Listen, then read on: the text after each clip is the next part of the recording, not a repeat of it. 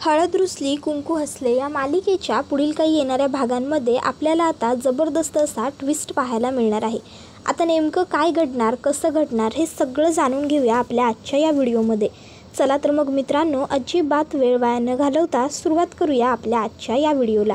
तर आता आपण इथे पाहतो की कृष्णा आणि दुष्यंत या दोघांनी मिळून, कृष्णा ही निर्दोष आहे आणि कृष्णाने कोणत्याही पद्धतीची चोरी चकारी काही केलेली नाही आहे हे सिद्ध केलेलं असतं. आणि मग मात्र आता बाळजाबाईंसमोर कृष्णाला घरामध्ये घेण्यावाचून काहीच पर्याय शिल्लक उरलेला नसतो. आता बाळजाबाई या कृष्णाला सगळ्या गावकऱ्यांच्या समोर म्हणतात, कृष्णे, आम्हाला तुझ्यावर पुरा विश्वास होता, तू चोरीमारी काय करायची नाहीस हे ठावं होतंच, पण तरी बी ह्या गावकऱ्यांच्या समाधानासाठी मी तुझ्यावरती आरोप घेतला आणि तुझी तपासणी बी केली. पण आता हे समद्यांच्या समोर खुलं झालं आहे की तू काय बी केलेलं नाहीस आणि चोरीमारी तर बिलकुल नाही. त्यामुळं आता तू निर्दोष आहेस हे मला समजून चुकलेलं आहे. तर आजच्या नंतर पुण्यांदा कधी बी कोणी बी तुझ्यावर कसला आरोप करायचा नाही. आता तू पुण्यांदा रांगडे पाटलांच्या घरात येऊ शकतेस आणि रांगडे पाटलांची सून म्हणून मिरवू बी शकतेस. त्याबरोबर मग कृष्णा खुश होऊन जाते. तर बाळजाबाई ताबडतोब कृष्णीच्या स्वागताची नोकरासनी तयारी करायला लावतात आणि कृष्णीचा दणक्यात गृहप्रवेश करून घेतात. आता खरं तर बाळजाबाईंच्या मनात ह्या सर्व गोष्टी अजिबातच नसतात. बाळजाबाईंना राग येत असतो मनातनं कृष्णाचा. त्यांना वाटत असतं की ह्या कार्टीला ज्याच्यात बी कशात अडकवायला जातो ही कशात ना कशातनं सुटूनच जात्या. नाही काय बी झालं तरी हिला लटकवायची म्हणजे लटकवायचीच, आता हिला सोडायची नाही. ह्या वेळीस नाही तर पुढच्या वेळीस तरी नक्की. त्याबरोबर अढळराव हे बाळजाबाईला म्हणत असतात की तुम्ही काय बी करा आणि किती बी ठरवा, पण तरी बी कृष्णा ह्या समद्यातनं कायम बाहेर पडणार म्हणजे पडणारच. कारण शेवटी ती रांगडे पाटलांची सून आहे आणि त्याआधी देवी आईनं दुष्यंतबरोबर तिची गाठ बांधली आहे. तुम्हासनी अजून बी हे कळना झालं आहे सौभाग्यवती, त्यामुळं तुम्ही ह्या अशा विचित्र वागायलायचा कृष्णीबरोबर. पण एक बात ध्यानात फिट्ट करून ठेवायची, तुम्ही किती बी ठरवलं ना तरी कृष्णीला दुष्यंतपासून वेगळं करूच शकत नाही. आता तुम्हासनी ठावं नसेल म्हणून सांगतो, कृष्णी जी निर्दोष सुटली त्यामागं कृष्णीपेक्षा बी जास्त हात आपल्या दुष्यंताचा आहे. दुष्यंतनं पुरावं गोळा केलं, दुष्यंतनं सवता कृष्णीला मदत केली त्या बाईकडनं, त्या चंद्रीकडनं सत्य वधवून घेण्यासाठी. आणि म्हणूनच कृष्णा तुमच्यासमोर निर्दोषपणे उभी राहू शकली. जर दुष्यंतनं तिला मदत केली नसती का नाही, तर आज तुम्ही जे ठरवलं होतं, तुम्ही जे सपान पाहिलं होतं ते सपान खरं ठरलं असतं. पर दुष्यंतनं तिची साथ दिली आणि तुमचं सपान मोडून काढलं बघा. आता हे ऐकल्यावर बाळजाबाईंना खूपच जास्त राग येत असतो. त्यांना असं वाटत असतं की आता मी काय करू आणि काय नाही. तर इकडे आता भाऊबीजेची घरामध्ये तयारी सुरू झालेली असते. पण आता भाऊबीज करायची कोणाची, तर दरवर्षी आता बाळजाबाई या गणपतला भाऊ म्हणून ओवाळतात आणि गणपत हा त्यांचा भाऊ म्हणून त्यांच्यासोबत कायमस्वरूपी राहतो सुद्धा. तर आता मग लगेचच मैनावती विचार करते, ह्यावर्षी म्या त्या कृष्णीला बी सांगतो जयकांतला ओवाळायला, म्हणजे कसं जयकांत बी सुधारल, त्याला बी लगाम राहील आणि त्या कृष्णीच्या मनात बी काही येऊ नाही शकणार. मग बाळजाबाई आता जसंच गणपतला ओवाळून घेतात तसं लगेचच मैनावती म्हणते, कृष्णा तू जयकांतला ओवाळून घे. अगं तसं बी आपल्या घराण्यात पद्धतच आहे, थोरल्या वहिनीनं धाकल्या दिराला ओवाळायची. आता बघ की ह्यासनी ओवाळतात की बाळजाबाई, मग तू बी आता जयकांतसाठी थोरलीच आहेस ना, त्याची भाऊज आहे, मग तू ओवाळ त्याला. त्याबरोबर जयकांत म्हणतो, काय गरज आहे मम्मी या समद्याची, वहिनी साहेबांच्याबद्दल आमच्या मनात आदर आहे आणि आदर कायम राहील, मग त्यासाठी या समद्या गोष्टींची गरज नाही आम्हाला, आम्ही करू की त्यांचं भाऊ म्हणून कायम रक्षण. त्यावर आता हा असा नीच नालायक भाऊ मला नको असं कृष्णा मनात म्हणते आणि म्हणते, खरंच की काय गरज आहे या समद्याची काकीसाहेब. त्याबरोबर आता भक्ती कृष्णाला म्हणते, कृष्णे जरा इकडे ये गं. आणि मग ती कृष्णाला बाजूला घेते आणि समजावून सांगते, हे बघ कृष्णे, नाही म्हणू नगस, तसं भी ह्यो जयकांत पहिल्यापासून गेलेली केस आहे. अगं तुझ्याकडं कायम ह्यो वाईट नजरेनं वाकड्या नजरेनंच बघायचा. उलट जर आज तू याच्याबरोबर भाऊबीज करून घेतलीस तर आजच्या नंतर पुण्यांदा कधी बी याची तुझ्याकडं वाकड्या नजरेनं बघायची हिंमत नाही व्हायची. त्यामुळं मी आता म्हणतो मैनावती काकू जर समोरनं स्वतःहून तुला संधी देता येत ना या जयकांची नांगी ठेचण्याचा तर ठेच, आणि पुण्यांदा तुझ्याकडं वाकड्या नजरेनं हा बघूच शकणार नाही असा कडक बंदोबस्त बी करून घे. दरवर्षी ह्याला त्या राखीच्या धाग्यात आणि ह्या भाऊबीजीच्या बंधनात अगदी बांधून ठेव कासून. कळलं नव्ह? नाही म्हणू नगस. हे बघ, नियती आणि देव संधी एकदाच देतात, पुन्हा पुन्हा नाही. आज जर तू नकार दिलास का नाही तर पुण्यांदा कधी बी तुला ही संधी घावायची नाही. जा हो म्हण आणि ते जयकांतला ओवाळायला बस. जा जा.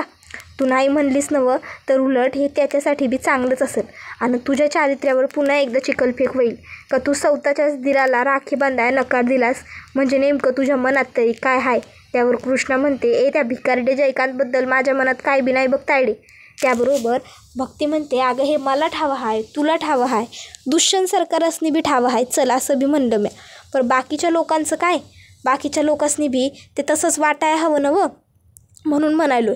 चल जा ओवाळ तू त्या जयकांतला. मग मात्र आता कृष्णी तयार होते जयकांतला ओवाळण्यासाठी. तर आता जयकांत हा नाही नग म्हणत असतो. तर आता आढळराव जयकांतला म्हणतात, का हो जयकांत शेठ, थोरल्या वहिनीकडनं ओवाळून न घेण्यासाठी एवढी हातपाय जोडणी मन धरणी कशापायी करायलाय? तसं बी थोरली वहिनी ही आई समान असते. तुम्ही इसरत असाल तर तुम्हासनी आठवण करून दिली हो जरा. त्याबरोबर जयकांत म्हणतो, काय? त्याबरोबर आता आढळराव म्हणतात, अव कधीच न ऐकल्यासारखं काय वागायलायसा? थोरली वहिनी ही आई समान असते की आपल्यात, विसरलाय काय? त्याबरोबर मग जयकांत म्हणतो, नाही काका. त्याबरोबर लगेचच आता आढळराव म्हणतात, नाही विसरलाय नवं, चला मग बसा आता पाट्यावर. मस्तपैकी तुम्हाला आता तुमची भन ववाळणार. पाटावर बसा बसा बसा. आणि मग आता आढळराव बळजबरीने जयकांतला पाटावर बसवतो. आता मनातल्या मनात आढळराव म्हणत असतात की जयकांतबद्दल कृष्णीच्या मनात जरी काय बी नसलं तरी ह्या जयकांतच्या मनात कृष्णीबद्दल लई काही गोष्टी आहेत. आणि जर त्यासनी येळेवर आळा घालायचा असेल का नाही तर मला हे समज करणंच होतं. त्याबरोबर बाळजाबाई ह्या आता रांगडे पाटलांना बघत असतात आणि म्हणतात, हे समज तुम्ही मुद्दामून केलं नवं. त्याबरोबर आता आढळराव म्हणतात की होय तर मुद्दामूनच केलं आहे. तुम्हासनी काय वाटतं? राजकारणात फक्त तुम्हीच मुरलाय, आम्ही नाही. अहो तुमच्या लहानपणापासून आम्ही राजकारण करतोय आणि राजकारणात तुम्ही जन्माला आलासा तेव्हा मुरलोय. कळलं नवं? अहो जयकांत ह्या कायमच कृष्णीकडं वाईट नजरेनं वाकड्या पद्धतीनं बघतोय. जर आता त्याला राखी आणि भाऊबीजच कृष्णानं केली तर मग तो कशा नजरेनं बघणार कृष्णीकडं? सांगा की. त्याबरोबर मग मात्र जयकांतचा नाविलाज होतो. जयकांतला आता ववाळून घ्यायला बसावंच लागतं. जयकांत ववाळून घेतो खरं, पण मनातल्या मनात म्हणत असतो, कृष्णे जरी बी तू मला ववाळलं असलंस भाऊबीजचं तरी मी असं समजन की तू मला पाडव्याचं ववाळलं आहेस आणि तुला लवकरात लवकर मी गिफ्ट बी देणार, ते बी पाडव्याचं, आपल्या दोघांच्या वतीचं गिफ्ट.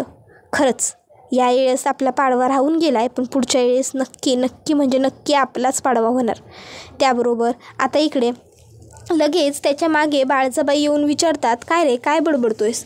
त्यावर जयकांत म्हणतो, नाही काही नाही काकी, काही नाही, ओवाळून झालं ना मी निघतो. आणि मग आता तो तिकडनं उठतो आणि निघून जातो. आता हे सगळं जयकांत मनात म्हणल्यामुळं जयकांतचा आवाज कुणापर्यंतच पोहोचलेला नसला तरी आढळरावांपर्यंत मात्र बरोबर पोहोचलेला असतो. आढळराव आता म्हणत असतात, जयकांत अरे नीच हरामखोर पोरा, तू फक्त माझ्या सुनकडं वाकड्या नजरेनं बघायची हिंमत कर. मग बघ, नाही तुझा हात आणि तुझा पाय मोडून तुझ्या हातात दिला का नाही तर नावाचा आढळराव रांगडे पाटील नाही. आणि तुला बी ठाव आहेच की आढळरावांनी दिलेला शब्द आढळराव पूर्ण करतात म्हणजे करतातच. मग त्यासाठी आम्हासनी कोणत्या बी हद्दीच्या पलीकडे जावं लागलं तरी बी आमची काय हरकत नसत्या. ठाव आहे ना व? त्याबरोबर मग मात्र आता बाळजाबाई या गप्प बसतात. तर पुढं दुष्यंतचे वडील म्हणत असतात, बरं चला आता सण आहे, सणासुदीला आमच्या सुनबाईंनी काय बरं बनवलं आहे प्रसादाला? त्यावर कृष्णा म्हणत असते, आव थोरले सरकार म्या ते. त्याबरोबर आता लगेच इकडे आढळराव म्हणतात, अगं चल चल चल आमासनी भुका लागल्यात, काहीतरी खायला घाल चल. आणि मग ते कृष्णाला घेऊन तिकडनं जातात. बाळजाबाई मात्र तिकडं तशाच जळत उभ्या राहिलेल्या असतात. आता आढळराव मुद्दामून कृष्णाच्या हातचा एक घास खातात आणि कृष्णाला म्हणतात, वा वा वा पोरी, काय चविष्ट स्वयंपाक केला आहेस. त्यावर लगेचच आता ते मुद्दामून बाळजाबाईंना म्हणतात, अहो कारभारीणबाई, या की तुम्ही बी खा तुमच्या सुनेच्या हातचं, बघा किती चविष्ट झालं आहे ते समजं. त्याबरोबर आता इथे आढळराव हे जे होते ते जेवणाचं एवढं भरवून कौतुक करत असतात. हे बघून खरोखरच खूपच जास्त भारी वाटतं भक्तीला. भक्ती म्हणत असते, चला हळूहळू का होईना पण माझ्या बहिणीचा संसार मार्गी लागला. आणि सगळ्यात महत्त्वाचं, त्या नालायकाची नीच माणसाची माझ्या बहिणीवर कायमच वाकडी आणि वाईट नजर होती आणि तो आता माझ्या बहिणीच्या आयुष्यातनं कायमचा निघून गेला. आता एकदा का कृष्णीनं त्याला राखी बांधली की मग तर माझं टेन्शन 100% गेलं म्हणजे गेलं. आता तरी थोडंफार टेन्शन आहे माझ्या डोक्याला, पण एकदा का कृष्णीचं त्याच्याबरोबर रक्षाबंधन झालं की मग संपलंच की समज. आणि मग आता भक्ती ही समद्यांची जेवणं खावणं झाल्यावर साफसफाई करताना कृष्णीला म्हणत असते, कृष्णे खरं तर तू ह्याला राखी बांधाय नाही म्हणायच न गवतस. अगं मुळात त्याची लायकी नाही आहे हे मला बी मान्य आहे, पण काय करणार, त्याची नजर कशी आहे तुला माहिती आहे ना व. अगं त्यानं तुझ्याकडं बघितलेलं बी मला खपत नाही. आता जवा तो तुझ्या गळ्यामध्ये तुझं मंगळसूत्र बघील, तुझं लगीन झालं आहे हे त्याला आठवील, तेव्हा त्यानं तुझ्याबरोबर केलेली भाऊबीज बी त्याला आठवील. आणि जर भाऊबीज आठवली आणि त्या नात्याचं मूल त्याला कळलं तर मग मात्र कदाचित तो माझ्याकडं पुण्यांदी बघायचा नाही, तुझ्याकडं बघायचा नाही. कळतंय ना व. आपण सेफ असणं कायम गरजेचं आहे. त्याबरोबर मग लगेचच आता कृष्णा होकार देते. त्यावर भक्ती म्हणते, बरं चल आता ह्या समद्यातनं तू बाहेर तर पडली आहेस, पण म्या म्हणलं आहे ना व, म्या उद्या जाऊन देवी आईला 5 नारळाचं तोरण दावणार म्हणून आणि कुमारिकांना खाऊ घालणार 5. आता म्या उद्या जाऊन मंदिरातनं ते समद करून येतो बघ. त्याबरोबर आता इथे दुष्यंत हा विचारात पडलेला असतो. चला फायनली कृष्णा या सगळ्या झंझटीतून निर्दोष सुटली. मुळात कृष्णाने काही केलं नव्हतंच, त्यामुळे तिचं निर्दोष सुटणं हे गरजेचं होतंच. शेवटी जे निर्दोष आहे ते निर्दोष आहेच ना. पण आता कृष्णा जर एवढी निर्दोष सुटली आहे तर काहीतरी फनसुद्धा तिच्यासाठी करायला हवं ना. नाही नको, उगाच करायला जायचो एक आणि व्हायचं दुसरं. नको भाई नको. आणि त्याहून महत्त्वाचं, तिला शेती करायला आवडते. आता शेतीत काय स्पेशल करणार आपण. आयडिया, मी जर तिला गिफ्ट म्हणून घड्याळ दिलं तर. नाही नको. घड्याळ कसं देऊ, घड्याळ उगाच तिला आणखीन काही वेगळं वाटलं तर. नको, घड्याळ नको. मग दुसरं काय देऊ, घड्याळापेक्षा उत्तम गिफ्ट काहीच नाही आहे. आणि तसंही घड्याळ तर कृष्णा रोज वापरू शकते. मग आता दुष्यंत हा ताबडतोब त्याची गाडी काढतो आणि आता लगेच मस्त तालुक्याच्या गावाला जाऊन येतो. आणि जाऊन आल्याबरोबर कृष्णा त्याला विचारते, दुष्यंत सरकार काय हो, कुठं गेला होता सा, म्या कधी धरणं तुम्हासने शोधतोय. त्यावर दुष्यंत म्हणत असतो की तुलाच काहीतरी द्यायचं आहे, तू डोळे मीट. कृष्णा म्हणते काय. त्यावर दुष्यंत म्हणतो, अगं डोळे मीट शब्दाचा अर्थ कळत नाही का. मग कृष्णा डोळे मिटून घेते तर दुष्यंत तिच्या हातावरती ते सुंदर घड्याळ ठेवत म्हणतो, हे घे, हे तुझ्यासाठी. कृष्णा म्हणते काय. त्यावर दुष्यंत म्हणतो, हो, या एवढ्या मोठ्या अवघड कसोटीच्या प्रसंगातून तू निर्दोषपणे सुटून बाहेर पडलीस, त्यासाठी तुला ही माझ्याकडनं छोटीशी भेट. आणि हो, पुन्हा मी तुझ्यावरती अविश्वास दाखवणार नाही, हे याचं प्रतीक आहे. कळलं ना. त्याबरोबर कृष्णा आता खूपच जास्त खुश असते. ती म्हणत असते की चला समज माझ्या मनाप्रमाणे घडलं. त्याबरोबर मागून दुष्यंत पुन्हा आत येतो आणि म्हणत असतो, हॅलो, काही मनासारखं वगैरे नाही या, उगाचच्या उगाच चुकीचा अर्थ काढू नकोस, पुन्हा सांगतोय. कृष्णा म्हणत असते, नाही नाही, यावा तुम्ही. मग दुष्यंत तिकडनं निघतो. आता दुष्यंतच्या मनामध्ये एकच विचार सुरू असतो, कृष्णाला दिलंय खरं पण घड्याळ कृष्णाला आवडेल ना, दिलंय खरं पण आवडेल ना. मग दुष्यंतचा मित्र म्हणतो, दुष्यंत तू एक काम कर ना भाई, तू फोन करून विचार ना. त्याबरोबर दुष्यंत म्हणतो की नाही रे, मी घड्याळ देऊन आलो आहे, आता काय करायचं ते तिचं ती बघेल. तिला घालायचं असेल तर ती घालेल, नसेल घालायचं तर ती घालणार नाही. आता इथे दुष्यंतने एवढं छान घड्याळ दिलेलं असतं. कृष्णा विचार करते, म्या कशापायी घालू, त्यांनी मला दिलं आहे पण मला नाही आवडलेलं, परत सुंदर आहे की, एक डाव घालून बघतो. मग कृष्णा आता हातामध्ये घड्याळ घालते. आता दुष्यंतने दिलेली पहिली भेटवस्तू कृष्णाला खूप आवडते. कृष्णा ते घड्याळ उघडते आणि म्हणत असते, वा, खरोखर दुष्यंत सरकारांची काय निवड आहे, अगदी छान सुंदर सुबक घड्याळ निवडलं आहे बघ. आता त्याच्यामध्ये एक कपल डॉल असतं त्या घड्याळात. त्याबरोबर आता लगेच तो तिला म्हणायला लागतो, कृष्णा आवडलं गिफ्ट. कृष्णा वर बघते आणि म्हणते, दुष्यंत सरकार तुम्ही तर घड्याळ देऊन बाहेर गेला होता असं नवं. त्यावर दुष्यंत हा अचानक गायब होतो. मागून आवाज येतो, कृष्णा आवडलं घड्याळ. त्यावर कृष्णा म्हणते, दुष्यंत सरकार तुम्ही काय मजा मजा खेळायला वे. त्यावर आता लगेचच इकडे कृष्णाच्या लक्षात येतं की तिला दुष्यंतचा भास होतोय. हळूहळू कृष्णा आता दुष्यंतच्या प्रेमात पडायला लागलेली असते.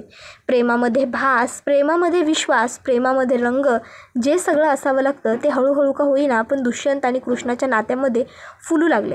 थोडक्यात काय तर आजच्या व्हिडिओमध्ये आपण काय काय पाहिलं तर सगळ्यात अगोदर आपण पाहिलं ते म्हणजे आता मैनावतीने बनवली कृष्णाला दुष्यंतची बहीण. तर त्याचबरोबर आता इकडे दुष्यंतने दिलं कृष्णाला सुंदर गिफ्ट. बाळजाबाईंची झाली चांगलीच जळफळाट. बाळजाबाई या समजे बघत असतात आणि म्हणत असतात की दरवर्षाला दुष्यंत फक्त माझ्यासाठी गिफ्ट आणतोय आणि यावर्षी त्यानं या कार्टीसाठी बी गिफ्ट आणलं. नाही लवकरात लवकर हिचा काहीतरी सोक्षमोक्ष लावायलाच हवा असं आता बाळजाबाई म्हणत असतात. तर दुष्यंतने कृष्णाला सांगितलेलं असतं की तुला कधीही कसलीही गरज लागू दे, कसलीही कमी पडू दे, तू मला उठवशील, मला सांगशील, कळलं तुला. त्यावर कृष्णा होकार देते. त्याबरोबर आता दुष्यंत हा कृष्णाला चल आता निघतो मी असं म्हणून तिकडनं निघतो. आता दुष्यंतला कृष्णा बाय बाय करते आणि मग तिला लक्ष देतं की पुन्हा तिला भासच झाला इथं दुष्यंत नव्हताच. कृष्णा म्हणत असते, हल्ली हे मला काय व्हायलं आहे मला कळणच झालं. हे तर समजा फक्त सिनेमांमध्ये आणि मालिकांमध्ये धावतात. खऱ्या जिंदगानीत हे समजा असं नसतंय नवं. मग त्याबरोबर हा व्हिडिओ इथेच संपतो. व्हिडिओ आवडला तर व्हिडिओला लाईक करा, चॅनलवर नवीन असाल तर चॅनलला सबस्क्राईब करा आणि बेल आयकॉन आठवणीने प्रेस करा, जेणेकरून तुम्हाला पुढच्या प्रत्येक व्हिडिओचं नोटिफिकेशन मिळत जाईल आणि सर्व व्हिडिओंचा आनंद हा अगदी उत्तम पद्धतीने घेता येईल. चला तर मग मित्रांनो, आजच्या पुरतं इथेच थांबूया. पुढचा व्हिडिओ येईपर्यंत टाटा बाय बाय, धन्यवाद, take care all of you.